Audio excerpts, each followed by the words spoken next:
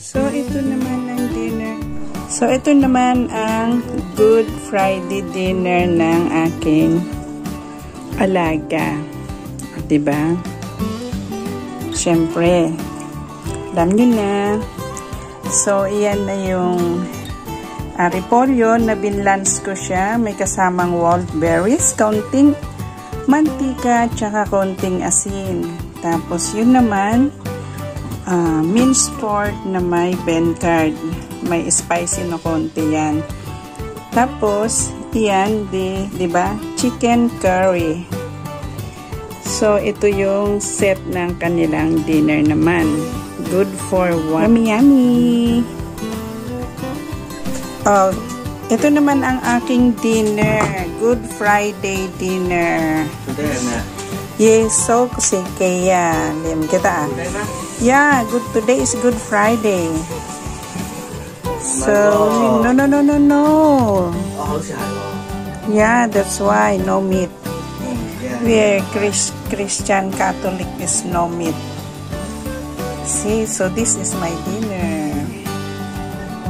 Hunting Ma'am Lisa kami at tumumit lang, ha? Kaya ko, yeah. Is it okay? My food? Is it healthy? Very healthy. Very healthy. Keep fit, Sabi ng alaga ko, keep fit daw. Ito naman ang aking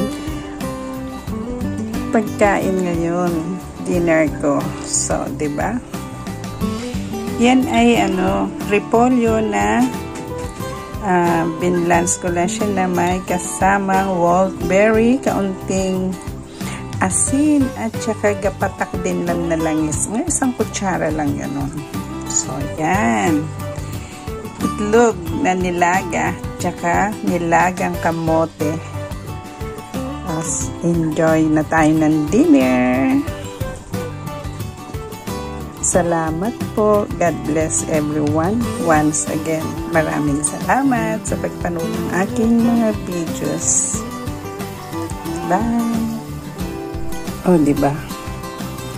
Pare-parehas yan. Dahil yan nga ang dinner nila, diba? So, ayan.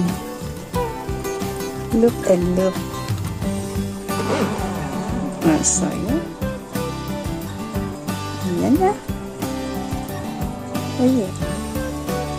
Yummy, yummy Good Friday dinner nila to.